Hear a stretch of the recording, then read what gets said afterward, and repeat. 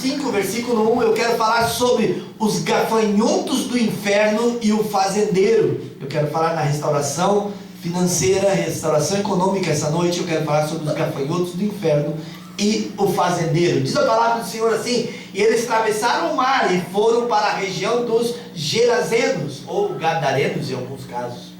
Quando Jesus desembarcou, um homem com um espírito imundo veio dos sepulcros ao seu encontro. Esse homem vivia nos sepulcros e ninguém conseguia prendê-lo, nem mesmo com correntes. Pois muitas vezes lhe haviam sido acorrentados pés e mãos, mas ele arrebentara as correntes e quebrara os ferros de seus pés. Ninguém era suficientemente forte para dominá-lo. Noite e dia ele andava gritando, cortando-se com pedras entre os sepulcros e nas colinas. Quando ele viu Jesus de longe, correu e prostrou-se diante dele. E gritou em alta voz: que queres comigo, Jesus, filho do Deus Altíssimo? Rogo-te por Deus que não me atormentes. Pois Jesus lhe tinha dito: saia desse homem, espírito imundo. Então Jesus lhe perguntou: qual é o seu nome? Meu nome é Legião, respondeu ele, porque somos muitos. E ele implorava a Jesus com insistência que não os mandasse sair daquela região. Uma grande manada de porcos estava pastando numa colina próxima. Os demônios imploraram a Jesus: manda-nos para os porcos, para que entremos neles. Ele lhes deu permissão, e os espíritos imundos saíram e entraram nos porcos, e a manada de cerca de 2.000 porcos, imagina isso, irmãos, atirou-se precipício abaixo em direção do mar e nele se afogou. Os que cuidavam dos porcos fugiram e contaram esses fatos na cidade e nos campos, e o povo foi ver o que havia acontecido. Quando se aproximaram de Jesus, viram ali o homem que fora possesso da legião de demônios, assentado, vestido e em perfeito juízo, e ficaram com medo. Os que estavam presentes contaram ao povo o que aconteceram, e o endemoniado falaram ao endemoniado, e falaram também sobre os porcos. Então o povo começou a suplicar que Jesus saísse do território deles. Quando Jesus estava entrando no barco, o homem que estivera endemoniado suplicava-lhe que o deixasse ir com ele. Jesus não o permitiu, mas disse: vá para casa, para a sua família, anuncie-lhes quanto o Senhor fez por você e como teve misericórdia de você. Então aquele homem se foi e começou a anunciar em Decápolis o quanto Jesus tinha feito por ele, e todos ficavam admirados. Amém. Sentem-se, queridos, fiquem à vontade. Você pode imaginar essa cena. Gadara, ela era uma das 10 cidades. Vocês viram ali uma palavra chamada Decápolis, né? Deca, que vem de 10, polis, que vem de cidades ou de grupo. Então Decápolis, 10 cidades, e Gadara era uma dessas 10 cidades, e o Senhor fez do endemoniado um missionário ali naquela Gadara, para que ele pudesse anunciar o Evangelho. A cidade de Gadara era uma cidade rica, talvez a mais rica de toda Decápolis, 10 quilômetros depois do Mar da Galileia. Como já falamos algumas vezes, acho que vocês já se lembram disso, que o Mar da Galileia ele tem 3 nomes, o mesmo mar, né? Então aqui do lado da Galileia, onde Caná da Galileia, Nazaré, essa parte aqui onde o Senhor Jesus vivia, é chamada de Galileia. Aqui bem embaixo do mar tem uma cidade chamada Tiberíades, então é chamada de Mar de Tiberíades. E já do outro lado do Mar da Galileia, ele é chamado de Lago de Genezaré, ou Lago de Gadara, como nós estamos vendo aí. E foi ali onde o Senhor aportou, aonde o Senhor desceu, e ele, ao descer do barco, ele se encontra com um endemoniado. E que cena terrível, porque o endemoniado, não é que o Senhor vai atrás do endemoniado, o endemoniado vem e começa a perguntar: o que foi que aconteceu? Ainda não cumpriu o nosso tempo? Por que veio aqui? O que está fazendo aqui? E o Senhor pergunta: quem é você? E ele fala assim: nós somos uma legião, porque somos muitos. E aí fica uma discussão sempre de quanto que é legião, quanto não é legião, e as pessoas confundem a legião de soldados romanos com legião de demônios e fazem uma confusão tão vergonhosa sobre isso. Eu não tenho muito tempo para falar sobre isso essa noite, mas você tem uma ideia que a legião de demônios ela é tão mais numerosa do que uma legião de soldados romanos que deu o suficiente para matar 2.000 porcos. Amém? Então a coisa era muito, muito terrível. Amém? Amém? Deixa eu parar aqui um pouquinho a nossa história e deixa eu contar para você algo que Deus quer fazer na sua vida e na minha vida. Deus, Ele é maravilhoso. Nós estamos no nosso terceiro dia de restauração, nós vamos ter 7 sextas-feiras, essa já é a terceira dia da campanha, e hoje nós vamos falar sobre economia.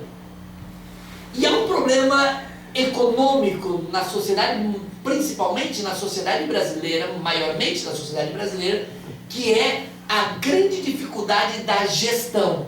Então, uma coisa é a dificuldade econômica, porque existe um demônio aí para destruir a sua economia.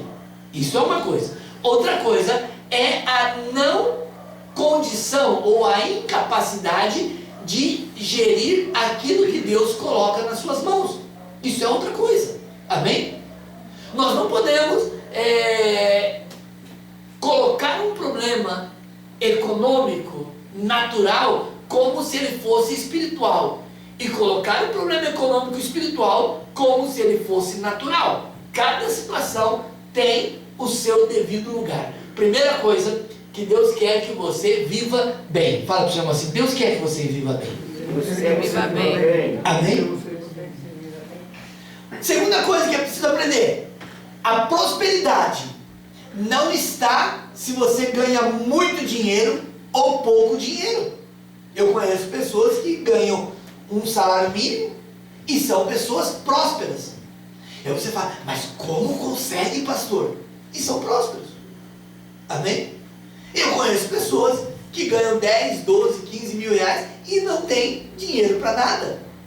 Então a prosperidade não está na quantidade de dinheiro. Apóstolo Paulo, ele dá uma classe disso quando ele fala assim: eu aprendi a viver com muito e também com pouco. Amém? Aprender a viver com aquilo que Deus nos dá parte de um princípio cristão. Mas o princípio cristão da economia, ele passa por 5 passos. Rapidamente falando sobre ele passa por 5 passos. E agora sim, o primeiro passo para a verdadeira prosperidade econômica, o primeiro passo é obediência. Amém?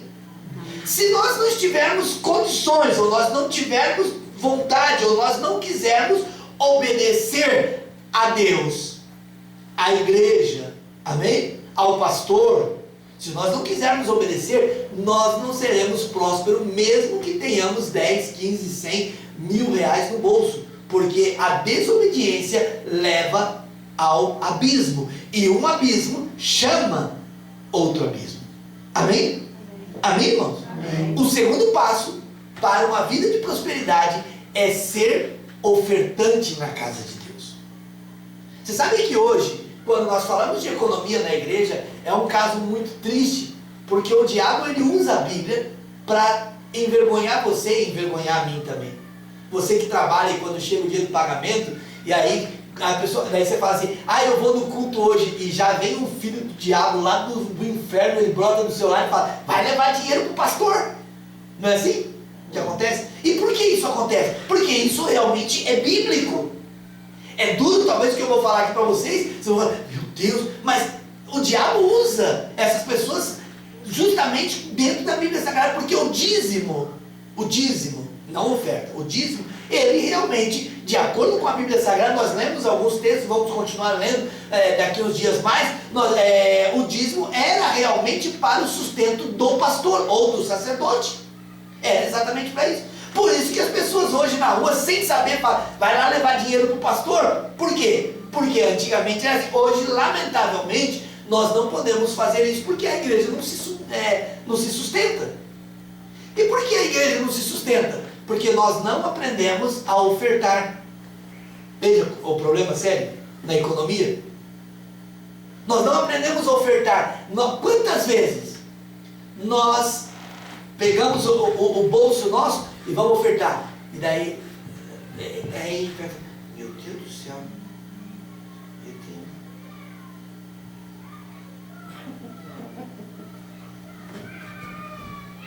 Porque eu não quero que ninguém veja a minha nota de 50, porque eu tenho de 2, então eu vou dar de 2, porque, domingo tem culto de novo. E domingo à noite tem culto de novo. E se eu der 50 agora, meu Deus do céu, vai faltar o ovo. Vai faltar o frango. Então nós não aprendemos a ofertar. Então nós entregamos. E o que a gente faz quando a gente vai ofertar? A gente entrega a oferta da viúva pobre. A viúva deu 2 moedinhas. Não é assim que a gente fala? Não é assim que a gente pensa? Né? A gente aqui não tem uma almofadinha, eu tenho que colocar uma almofadinha ali atrás, embaixo, porque às vezes a gente vai colocar uma moeda e vai, e todo mundo vê, olha lá, a viúva pobre, né? Mas só que, veja, nós nem viúva pobre nós somos, porque a Bíblia diz que a viúva pobre deu tudo o que tinha. Que duro, né? Que duro. A gente quer se comparar com a viúva, mas que nem eu fiz agora aqui, a gente fica contando ali, ou então a gente pega aqui o dedo aqui e fica, ai Jesus, tem misericórdia, me ajuda, Pai. Eu não posso dar essa nota, porque eu só tenho ela, Jesus. Me dá outra. Não, Senhor. Aí você olha e fala, misericórdia, Jesus, tem misericórdia. E a gente pensa na oferta da viúva pobre, porque a gente fala assim, não, mas a viúva pobre deu 2 moedinhas, mas ela deu tudo o que tinha. Quando nós aprendemos a ofertar na igreja, veja que daqui a pouco menos de 2 anos, nós vamos ter consagração de ministério pastoral aqui, e nós precisamos ter pastores que vivam integralmente na obra, e para isso eles vão ter que receber um salário, vão ter que receber dinheiro para poder ficar de tempo integral na obra. Mas para que isso aconteça, nós precisamos aprender a ofertar, porque a oferta é para a manutenção do templo. A oferta é para pagar o aluguel, a oferta é para pagar as coisas que faz, para colocar as lâmpadas, para colocar as coisas que tem que fazer na igreja, é com oferta. E os dízimos, aí sim é aquilo que te falam lá no seu trabalho, vai lá levar dinheiro para o pastor. Exatamente isso, os dízimos é para o sustento do ministério na igreja. Amém? Mas se nós, primeiro, não obedecemos, e se nós não ofertamos, quem dirá dizimar, ainda mais agora sabendo que nesse caso aqui a nossa ainda não está assim, mas um dia vai ser. E se você não tem seu coração preparado para isso, você vai ter que procurar outra igreja. Mas um dia, os dízimos da igreja vai ser para sustentar os pastores que trabalharem na obra. Amém? Mas hoje não. Hoje não tem como, porque a gente pegar o dízimo e a gente sustentar os pastores, então o que acontece? A gente fecha a igreja porque a gente não paga aluguel. Por quê? Porque nós não aprendemos a ofertar. Vem que cadeia. Amém? Quando nós aprendemos o que é o dízimo. O que é o dízimo? Dízimo é 10% de tudo aquilo que Deus nos dá. Essa é a terceira parte para a vida em prosperidade. O dízimo não é a última parte. Tem muito crente que perde a bênção econômica porque pensa que o dízimo é a última parte. Então pega o salário. Vamos usar um número redondo, se você me permite. Pega lá, R$1.000 de pagamento. R$1.000 de pagamento? Bom, mas eu tenho que dar 200 para Copel, 100 para Copel, eu tenho que pagar isso, tenho que pagar aquilo, e sai distribuindo dinheiro. E aí, mas só tem culto tal dia. E daí quando vem da igreja já não tem mais o dízimo. Porque dízimo é 1, 2, 3, 4, 5, 6, 7, 8, 9, 10. A 10ª parte. Os 10 primeiros é de Deus. Não é a última parte. Amém? Amém, irmãos? Amém. Percebe você aonde vem a bênção de Deus sobre a sua vida? É com obedecer, lembra o comecinho lá? Obedecer. Porque daí você traz o seu dízimo, a sua 10ª parte primeira, e você entrega na casa do Senhor, e você vive com as outras 90 partes que te sobrou. E aí sim você, agora sim vai pagar a conta, agora sim você vai fazer isso, vai fazer aquilo outro, aquilo outro. Normalmente as pessoas criam umas confusões espirituais. Irmão, quando a pessoa cria confusão espiritual por causa do dízimo, é porque ainda não está na presença de Deus. A pessoa fala assim, eu só tenho O pastor falou 1.200 disso. Eu só tenho 120, só sobrou 120, mas meu gás está acabando. Se eu devolver o dízimo, eu vou ficar sem gás. O que eu faço? E aí quer colocar a culpa do pastor. A culpa não é minha se não tem fé. Amém? Se não tem fé, vai lá e compra o gás. Explode um botijão de gás, explode a sua casa, faça o que quiser. Eu não tenho nada a ver com isso. Quantos de vocês já me viram ali na porta falando: você trouxe o dízimo? Não, então volta para casa. Trouxe? Não. Porque isso é um ato de fé. Agora, se você pergunta: pastor, o que eu faço? Eu vou falar para você o que diz a Bíblia. Dízimo é a 10ª parte. 1, 2, 3, 4, 5, 6, 7, 8, 9, 10. É essa a primeira parte. Antes de falar para mim assim, só sobrou 120, você já deveria ter devolvido o dízimo antes. Agora, devolve o dízimo. Seja fiel e vai ver que nunca vai faltar farinha na sua panela. Nunca vai faltar azeite na sua casa. Nunca vai faltar óleo, nunca vai faltar gás, nunca vai faltar nada. Deus não deixa faltar, mas você tem que ter fé para isso. Porque a bênção econômica começa com obediência. Oferta, dízimo. A bênção econômica começa com o que nós vamos fazer domingo, que são as primícias. Nós aqui somos muito tranquilos, irmãos. Muito tranquilos. Mas se você não tem ideia de como funciona a primícia, deixa eu falar para você como deveria funcionar. Não precisa se preocupar, fiquem tranquilos, você pode trazer a primícia de acordo com o que você pode. Mas sabe como funciona a primícia? Biblicamente, nós falamos muito sobre ela nessas leituras que nós estávamos lendo ali atrás, quando nós falamos do Pentateuco. Mas as primícias funcionam assim nos dias de hoje, bem simples. Você vai no mercado, então você passou seu carrinho lá e você gastou, por dizer algo, você gastou R$400 de compra. R$400 de compra. Quanto que é as suas primícias? Hã? R$40. É isso. É simples assim. Aí, gastei 400. Deu quanto aí, dona do mercado, do caixa? Deu 400. Paga. Aí agora você volta lá e compra R$40 de primícia e entrega a casa. Ou então tira da sua. Aí é com você. Amém? Aí é com você. Amém? Mas isso você só vai conseguir fazer quando você aprender a primeira parte, que é obedecer. Amém? Amém? E a última parte, que é voto pessoal. Eu louvo a Deus porque vocês são um povo inteligente e um povo que pratica os votos de uma maneira voluntária, de uma maneira muito firme aqui. Que Deus os abençoe vocês. O voto é algo pessoal. Eu não posso falar para os irmãos, vamos fazer um voto aqui para não sei o que. Não, eu não posso fazer isso porque é algo pessoal. Mas o seu coração tem que desejar fazer votos a Deus. Amém? Votos, quer seja econômico, quer seja físico, quer seja espiritual, mas você precisa ter a sua mente voltada em fazer votos a Deus. Com esses 5 elementos, não existe inferno que possa segurar você e travar você. Deus sempre irá prosperar a sua vida. Amém? Amém, irmãos? Vamos para a palavra agora. Agora vamos começar a pregar.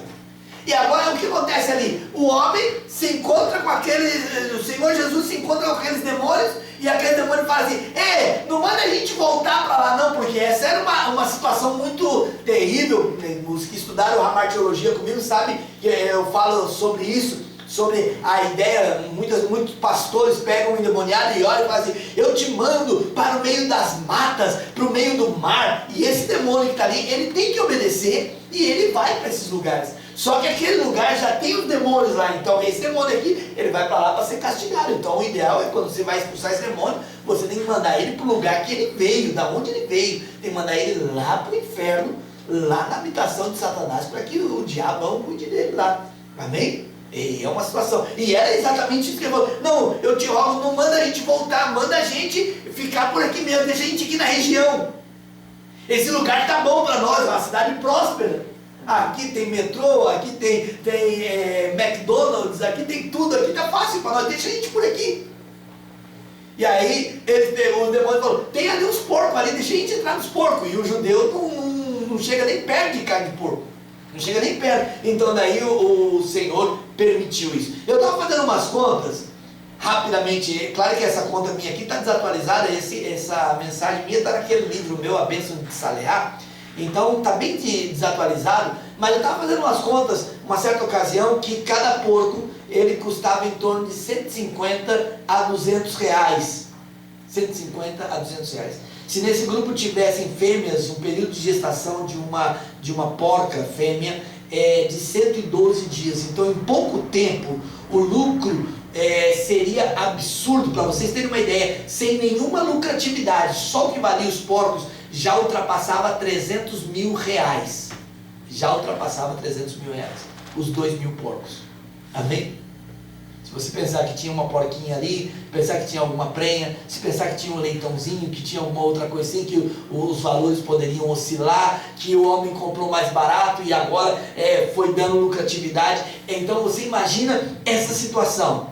O fazendeiro, ele era um empresário muito bem sucedido, mas a sua fazenda ela estava mal localizada. Ele era um empresário bem sucedido, mas a fazenda dele estava mal localizada. Por quê? Porque estava do lado do cemitério. E do lado do cemitério ainda tinha um endemoniado. E estava tão mal localizado que era caminho por onde Jesus passava. E aonde Jesus passa, ele só passa em lugares aonde ele tem compromisso. Repita a palavra comigo: compromisso. Compromisso. Agora vem o segredo da prosperidade. Deus só tem compromisso com quem tem compromisso com Ele. Não adianta, irmãos, nós chegarmos aqui e tentarmos comprar a Deus. Não adianta nós chegarmos aqui e tentarmos negociar com Deus. Eu tinha uma irmã da igreja que ela fazia isso.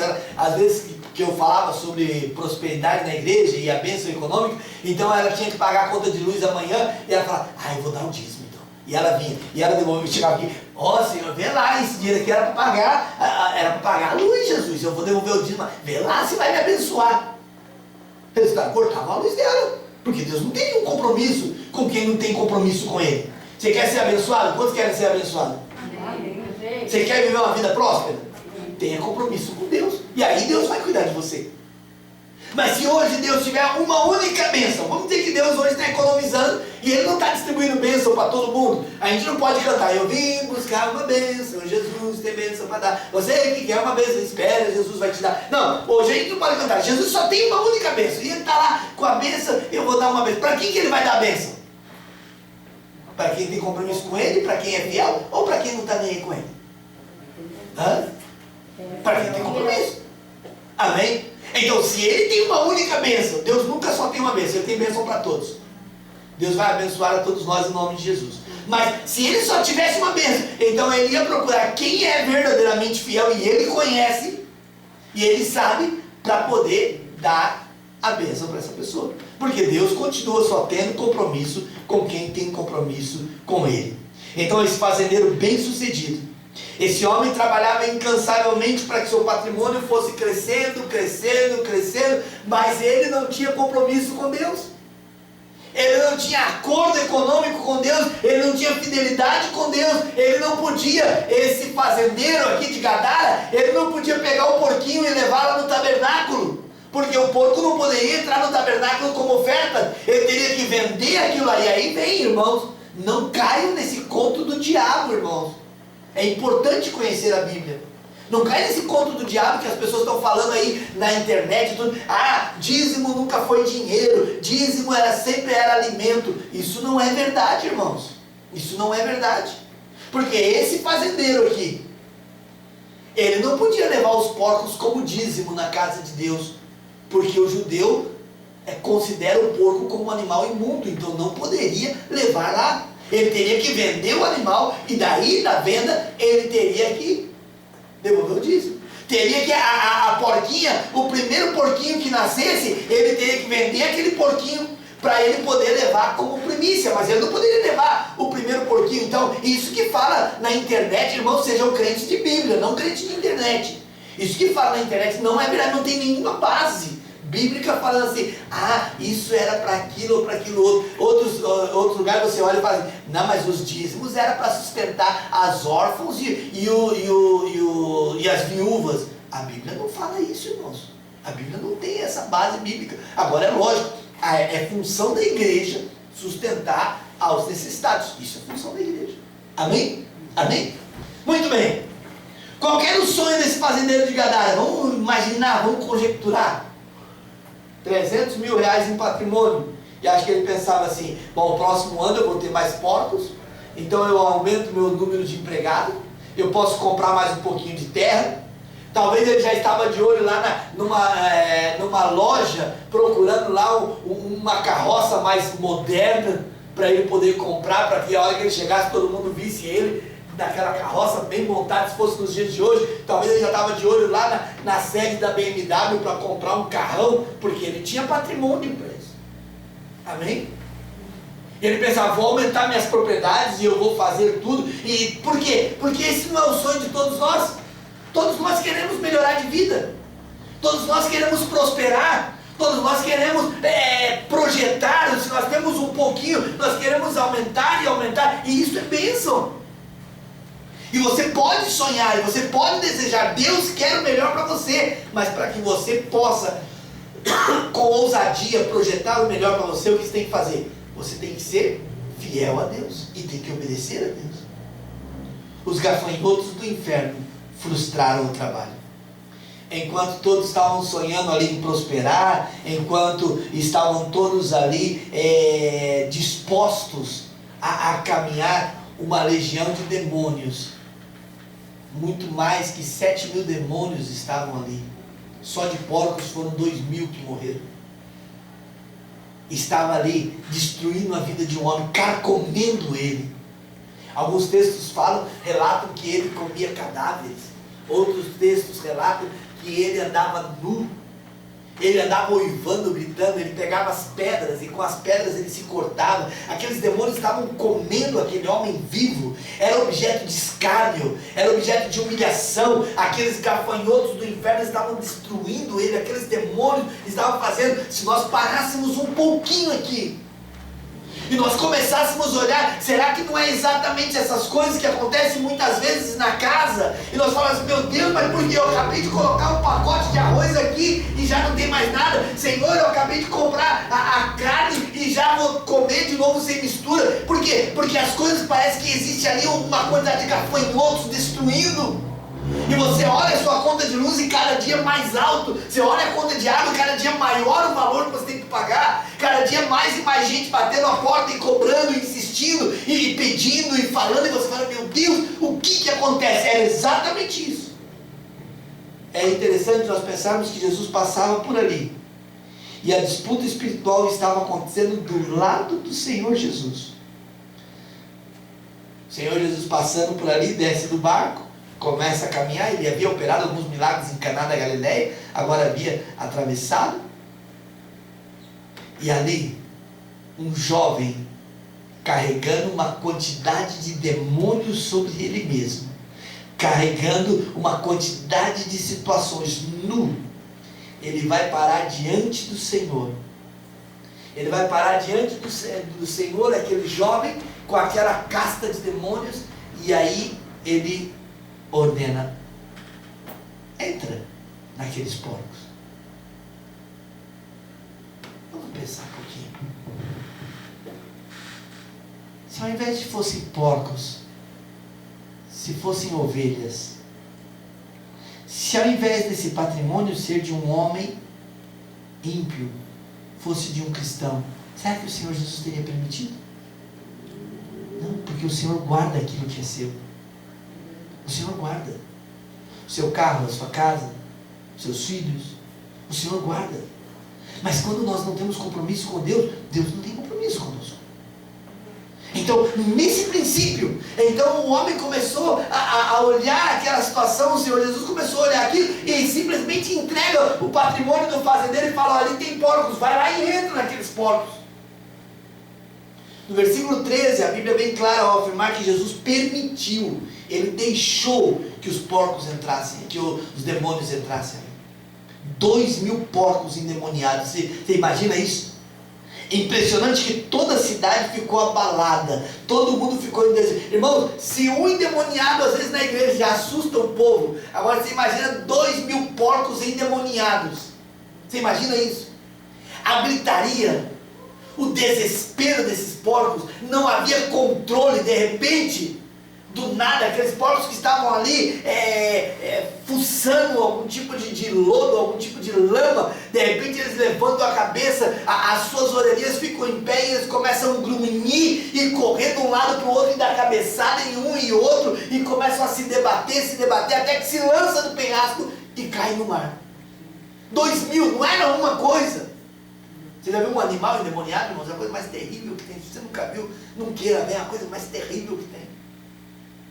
Um animal endemoniado. Um ser humano endemoniado, de verdade, não é endemoniado de verdade, porque também é uma outra coisa que é preciso saber, irmão. É muito difícil hoje em dia você ver pessoas endemoniadas, viu? Endemoniadas mesmo.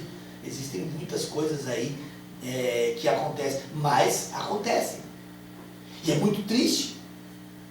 Eu me lembro uma certa ocasião, eu estava dirigindo um culto e me chamaram, e os obreiros me chamaram, o outro obreiro continuou aqui, e eu fui orar por uma menina do estilo da Larissa, assim, bem magrinha, fininha. E eu fui orar por ela, e eu acabei, normalmente eu tenho muita atenção com isso, mas naquele dia eu nem pensava, eu fechei o olho e coloquei a mão aqui. Quando eu fechei o olho e coloquei a mão aqui, ela me pegou aqui, magrelinha aqui, né, Larissa? E eu fiquei só assim, irmão, penduradinho assim.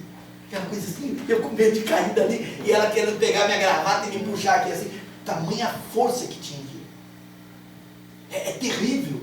E não adianta você pegar e tentar segurar, e tentar, os obreiros, tadinho, eles em vez de pegar e expulsar o demônio, eles tentaram, era me livrar da mão do demônio, e aí do jeito que eu estava, coloquei a mão sobre ela e orei, expulsei aquele demônio, e ela me colocou devagarzinho no chão, e eu voltei a colocar o pé no chão, mas a situação que teve.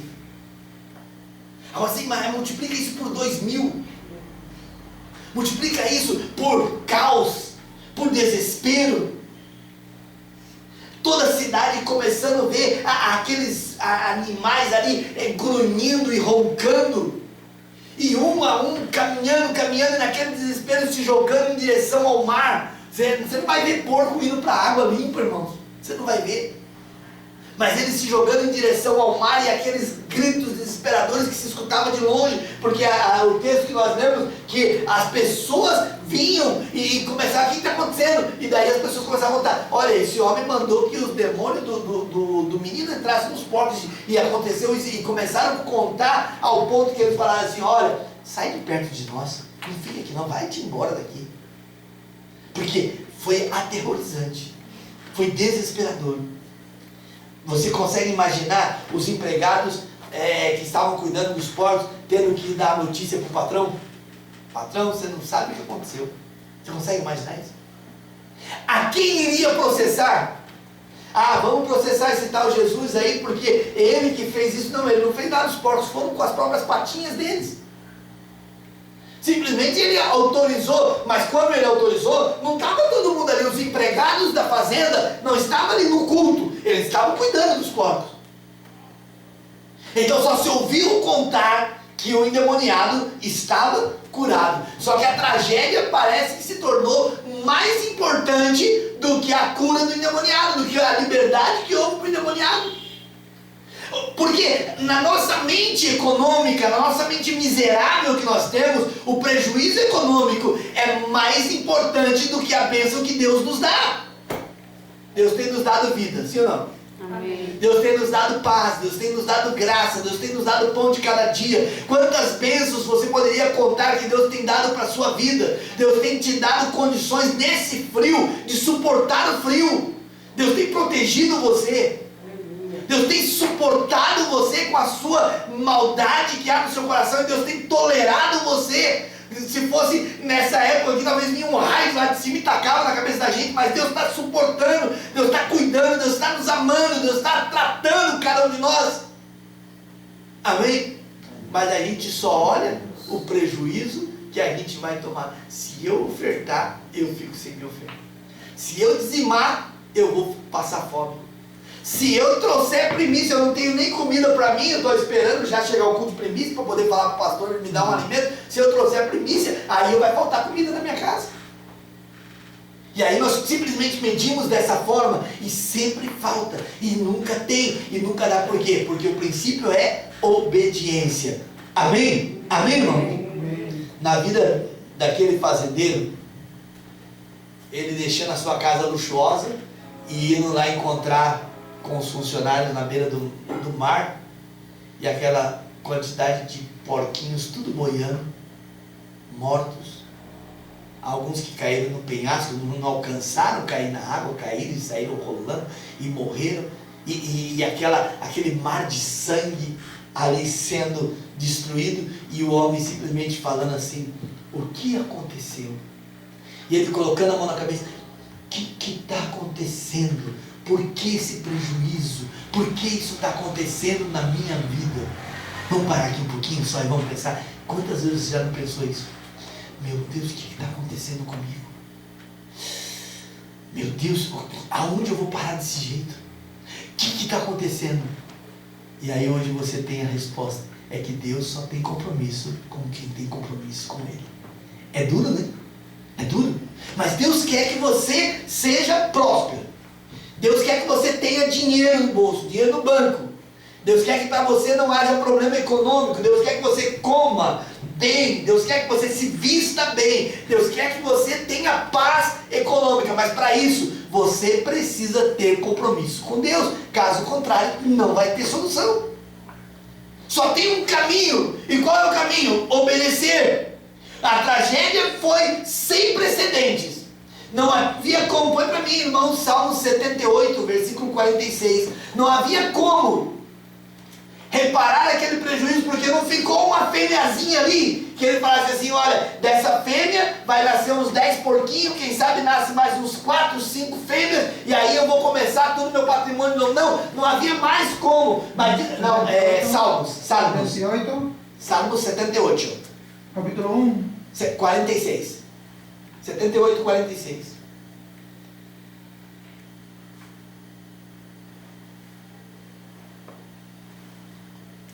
O fazendeiro plantou tudo para o diabo colher. Olha o que diz o texto: quando entregou as suas plantações às larvas, a produção da terra aos gafanhotos.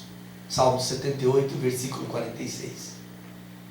Porque trabalhamos, lutamos, enfrentamos e investimos nosso tempo, fazemos as coisas, porém nós entregamos as nossas plantações, a nossa bênção econômica, o suor do nosso rosto, o trabalho que nós temos, nós entregamos as larvas, nós entregamos a nossa terra para a produção da terra, para gafanhotos cuidarem, e logo vem a miséria sobre a nossa vida. E você faça as contas você, quando chegar em casa hoje, faça as contas você, quanto entra de dinheiro na sua casa por mês. Não importa, por exemplo, se tem lá 2, 3, 4 pessoas que recebem o dinheiro junto. Não importa, na minha casa somos 3, é eu, minha esposa e agora a Larissa. Entra dinheiro de 3. Né? Claro que a Larissa é um caso à parte, mas entra dinheiro de 3. Faça as contas. Dinheiro da Larissa, dinheiro do Wagner, dinheiro da Suzane, dinheiro disso, dinheiro daquilo. Nossa, entra tudo isso de dinheiro. E como? Faça as contas. Faça você na sua casa. E por que às vezes as coisas não funcionam? Porque muitas vezes é entregue a plantação para as larvas. Não lembra que nós falamos aqui esses dias sobre o agrotóxico do inferno? E hoje nós estamos falando sobre isso. Entregue para as larvas. E quem é que está plantando? Quem é que está limpando a nossa plantação? Os gafanhotos estão devorando. Assim estava ele. A questão de minutos o diabo deixou aquele fazendeiro miseravelmente pobre. Acabou com os seus sonhos, acabou com o seu patrimônio. Não havia riqueza, não havia condições, não havia como prosperar em tudo. Por quê? Simplesmente porque Deus não tinha compromisso com ele. Porque Jesus entregou o patrimônio do fazendeiro na mão do diabo, daqueles demônios? Porque isso foi simplesmente porque Deus não tem compromisso com quem não tem compromisso com ele. Só por isso. Parece ser um piano de uma tecla só e toda hora ele está batendo na mesma tecla. Mas é que eu quero, irmãos, que você saia daqui essa noite completamente restaurada a sua economia. Eu quero que a sua mente saia daqui transformada e sabendo assim: se eu quero viver o melhor de Deus, eu preciso ter compromisso com Deus. Amém? Deus é um Deus de compromisso. Quando ele olhou dos céus e ele não encontrou um justo sequer, quando ele procurou e ele falou assim: será que tem um justo lá que eu possa utilizá-lo? E ele não encontrou um justo sequer. E ele mesmo se manifestou em carne e morreu no Calvário por compromisso que ele tinha. Aonde foi firmado esse compromisso? Lá no Éden. Olha, mulher, eu vou colocar inimizade entre você e a serpente. E você a sua semente vai ferir a cabeça da serpente, mas a serpente algumas vezes vai te ferir o calcanhar. E esse foi o acordo. E aí ele continua falando assim, mas vai haver um momento em que um da sua descendência vai esmagar a cabeça da serpente. Ele tinha essa proposta, ele tinha esse contrato firmado com Adão e Eva. Ele tinha esse acordo firmado, e a serpente, vez ou outra, estava ali machucando a raça humana, vez ou outra estava ali ferindo, destruindo, colocando eles como objetos de escárnio, de vilipêndio, e estava ali todo momento. Mas quando o Senhor Jesus Cristo vem, é Ele que esmaga a cabeça da serpente, porque Ele tem compromisso. E nós? E nós, como está o nosso compromisso? O fazendeiro, ele não era ofertante, e nem poderia, falei para vocês agora há pouco. O fazendeiro, ele não era dizimista, e nem poderia, literalmente, de acordo com o que essa sociedade corrupta aí ensina hoje. Não, dízimo nunca foi dinheiro, sempre foi alimento, sempre foi. De acordo com essa sociedade mentirosa, corrupta que está aí no Facebook falando isso, e nas redes sociais, ele não poderia, porque aqueles animais eram animais imundos para Israel. Ele não poderia ir, como nós estamos estudando no tabernáculo, amarrar um porquinho e sair puxando o porquinho. Ele não poderia fazer isso. Ele teria que levar o dinheiro, mas ele não era ofertante, ele não era dizimista, ele não tinha compromisso com Deus, não obedecia à voz de Deus. O que vocês acham? O que dá para imaginar? Se ele fosse fiel, será que os demônios teriam tido autoridade? Ou Jesus falaria, não, eu não te autorizo a entrar naqueles porcos, não, você volta para o lugar de onde você veio, você volta para o inferno, e eu não te autorizo a fazer isso. Aí o Senhor olha e fala, eu não tenho compromisso com essa gente, eu não tenho compromisso com porco, eu não tenho compromisso com fazendeiro, eu não tenho compromisso com nada que não seja aqueles que querem fazer a vontade do Senhor. Fica um segredo para nós, não é errado sonhar, porém os seus sonhos devem estar de acordo com a perfeita, santa e agradável vontade de Deus. Por isso nós temos sempre que falar assim, Senhor, seja feita a tua vontade. Amém? Há uma diferença, irmãos, claríssima, clara, entre o ofertante dizimista e aquele que não oferta e não dizima. Há uma diferença muito clara. Vou te dar um toque. Vocês não rirem, olha para o lado, só olha para mim. O ofertante e o dizimista, normalmente vem alguém e fala assim, você não tem um dinheiro para me emprestar aí, porque não sei o que e tal. Quem é ofertante e dizimista, o povo acha que ele é rico. Sempre acha que ele tem dinheiro para dar e sobrar e está esbanjando dinheiro. Sempre acha. Quem é ofertante, normalmente tem gente que vai lá e sempre está pedindo dinheiro emprestado. Quem é dizimista, sempre vai encontrar alguém e fala assim, você pode me emprestar, por quê? A Bíblia diz isso. A Bíblia diz que você vai ter para dar, que você vai ser colocado por cabeça. E normalmente quem é ofertante dizimista, as pessoas acham que é rico. E quem não é ofertante dizimista, normalmente é aquele grupo de pessoas que está sempre pedindo, sempre querendo, sempre buscando, sempre querendo tirar. Essa é a marca. Essa ninguém precisa ficar apontando, esse não é, esse é. Não, vocês sabem disso, que eu não faço isso aqui. Eu nem coloco aquela lista lá atrás, irmão ofertou, irmão dizimou, eu nem coloco isso, porque eu acho que isso é uma vergonha, humilhar aquele que não pode, não é que não pode, que não quer, né? A gente falar que não pode é outro erro, mas é uma vergonha humilhar a pessoa. Então não se coloca, não se faz esse tipo de trabalho na igreja, mas o ofertante dizimista, ele é uma pessoa abençoada e é uma pessoa abençoadora. Amém? Amém, irmão? Estamos caminhando para terminar, nós já vamos aproveitar também e ofertar e dizimar a casa do Senhor. Mas eu quero perguntar para você antes de nós irmos embora. Quem é que governa a sua economia? Quem é o dono da sua economia? É Deus ou é o diabo? Porque não tem meio termo. Não tem meio termo. Faça essa pergunta para você mesmo essa noite. Pergunta para você mesmo. Quem é que cuida da minha economia? E o que está acontecendo de errado? O pastor deu hoje a receita. Agora são 9 horas e 27 minutos. Eu vou acabar 9h30. Feche seus olhos por algum instante.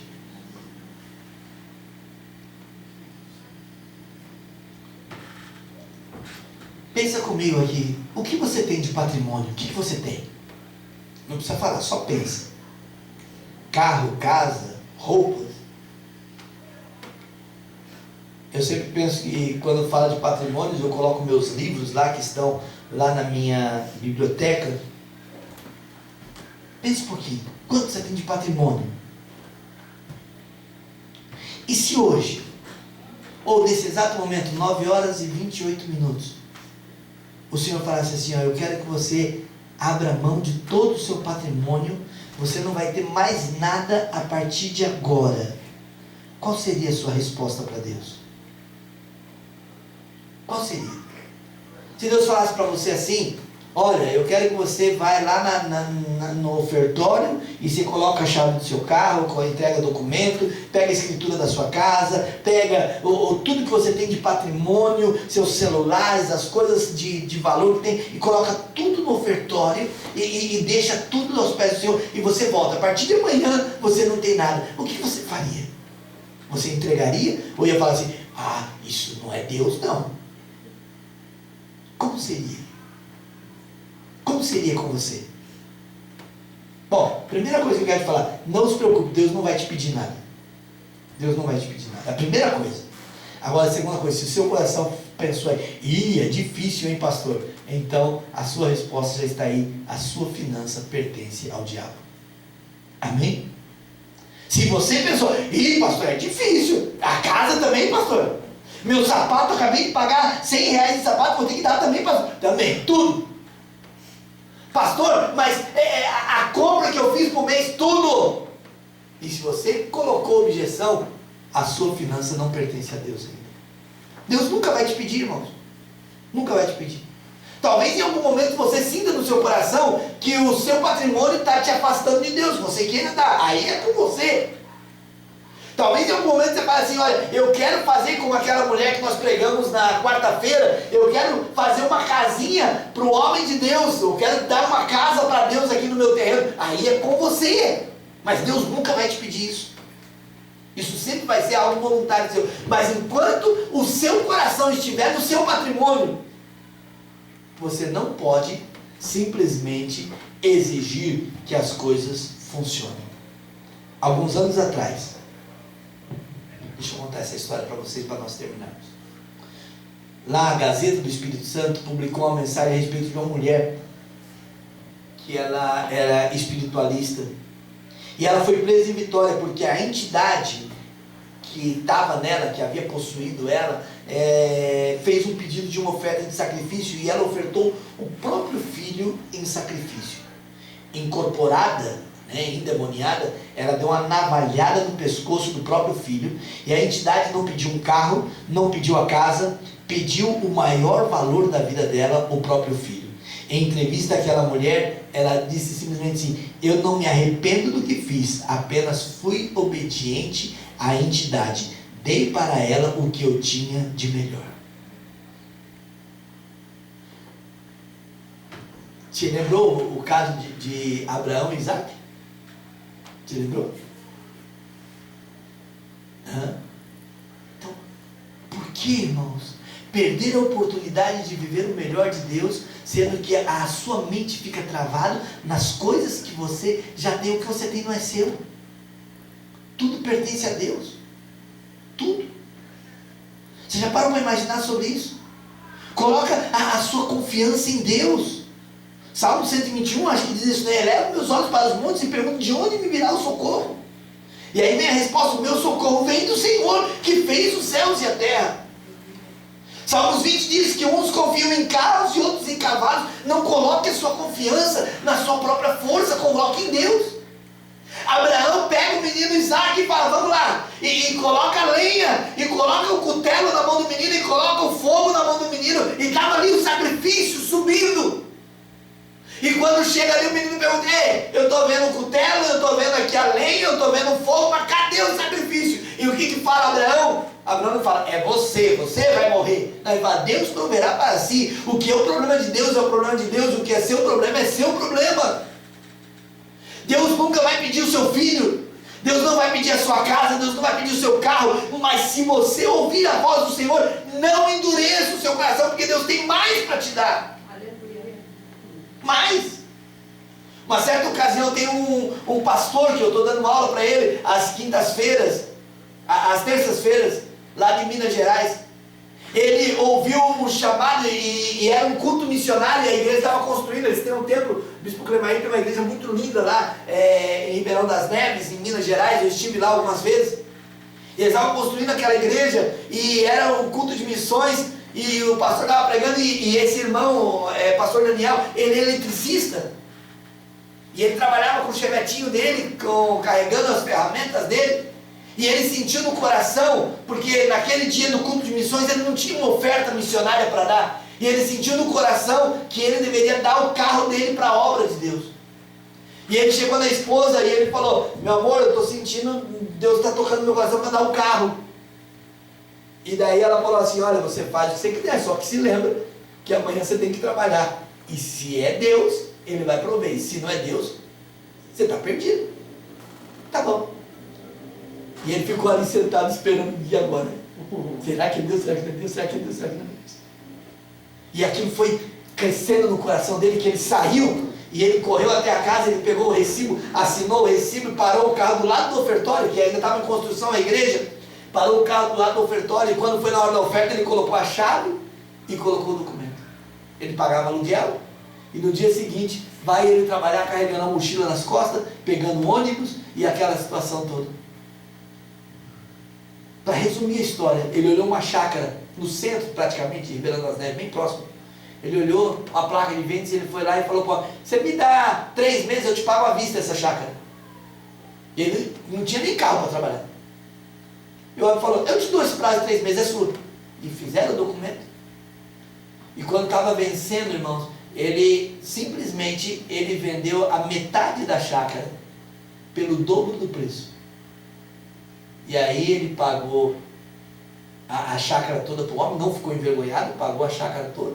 Ainda a empresa que comprou, ainda fez um muro na casa dele, arrumou a casinha dele bonitinho, deu um carro como parte de pagamento, e ele ficou bem. Mas isso é um ato de fé. Você precisa aprender a ouvir a voz de Deus. Agora, se você não começar no primeiro passo de obedecer, eu poderia falar uma quantidade de coisas aqui. Uma quantidade de testemunhos